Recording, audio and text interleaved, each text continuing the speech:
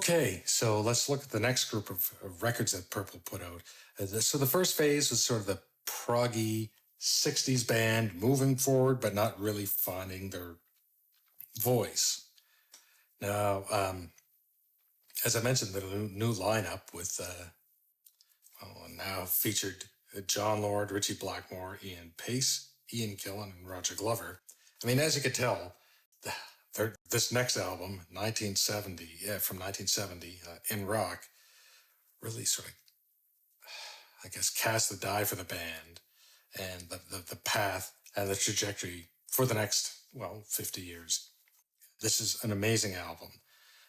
It was a complete about-face from the earlier albums. It's a pure, straightforward rock with some proggy elements, it's kind of quirky elements peculiar to Deep Purple and only Deep Purple. That's one of the things that you'll find as you listen to them, particular lineups in any case, that nobody else sounds like them, yet it was profoundly influential.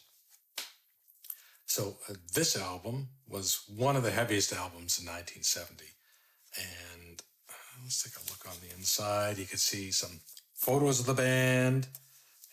And let me see what we have on the back. Oh, no, okay. So the tracks, I just want to see what I'm talking about here. So Speed King is just amazing. There's references to the lyrics were just, looks like some Chuck Berry, Elvis in there, Little Richard.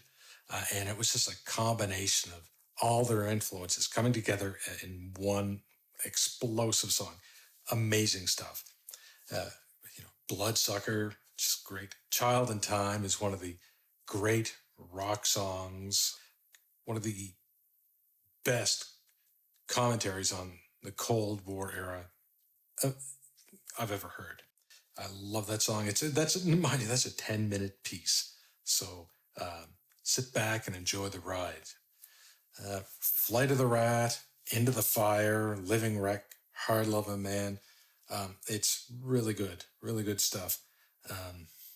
So this is, if you're looking for that heavier stuff from Purple, this might be the album that you first check out if you're digging a little deeper.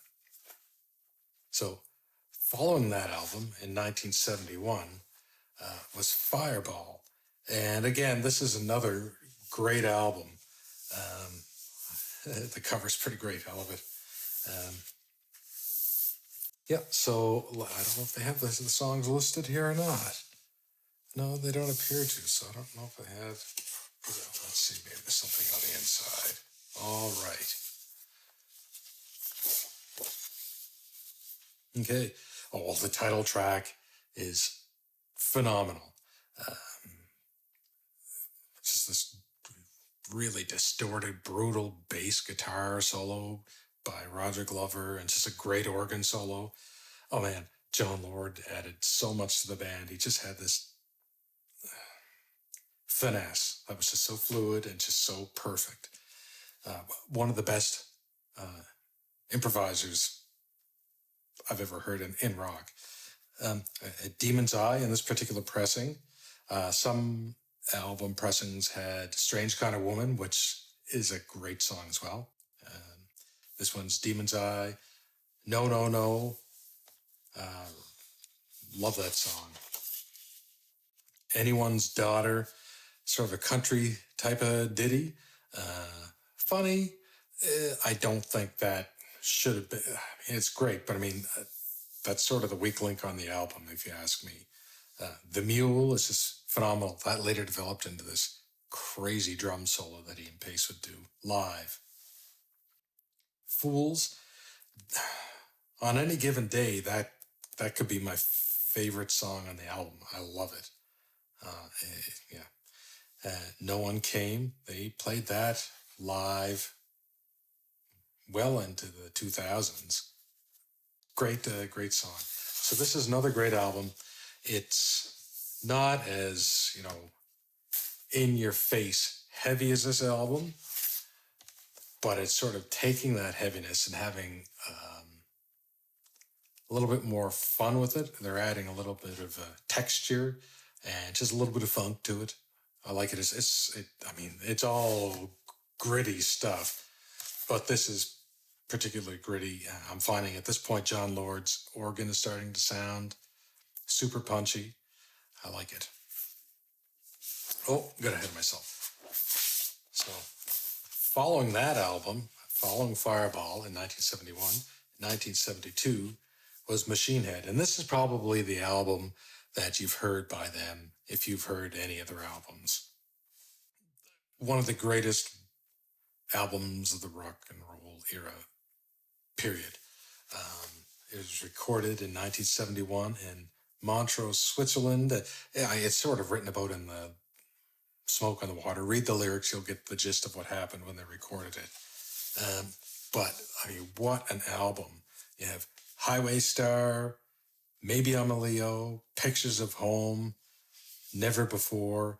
That's the one, the band all thought that was going to be a big single, and it sort of bombed. And in retrospect, it doesn't really, I like it quite a bit, but it doesn't fit the rest of them. They're pushing the boundaries, they're still trying stuff, but it's not as thumping, edgy as the rest of it. Of course, on side 2, you had Smoke on the Water, Lazy, and Space Truckin'. I can't think of any album that has that sort of ending. It's phenomenal. Really, really good record. And this, to me, in any case, sort of, what do we got happening here? Something stuck in this. This was sort of the end of this period. So the first period was the experimentation and the progginess. This era is sort of the explosion. And they found their voice. They hit the ground running. And this sort of summed that up perfectly. But one of the things of Purple is that they're better live than they are in the studio. And the tour from this album resulted in a live album called Made in Japan. And if you have to pick one Deep Purple album, certainly from that era, from the classic era, it's got to be Made in Japan. The performances are mind-blowing. Highway Star, that's just so loose and tight at the same time. It almost falls apart. They're just all jamming off in their own different directions. It swings, it's heavy, and they're having a blast. From that right through Space Truckin'. That's a 20-minute version. I remember... back in high school, I had a buddy over, and he was a drummer, and he was quite a big fan of Ian Pace. Anyway, we were hanging out in my room, and I was playing this album, and I got the Space Truckin', and he was excited because he'd never heard this 20-minute version. And so I guess after 19 and a half minutes, I just sort of turned it off. I kind of regret doing that, but anyway. Check it out. So this was the explosive period in the band, and marked the creative peak, I think, the most lasting impact of the band, period. But certainly of the classic period from 68 to 76. So I'll bring out the next bunch of albums and ramble on about them.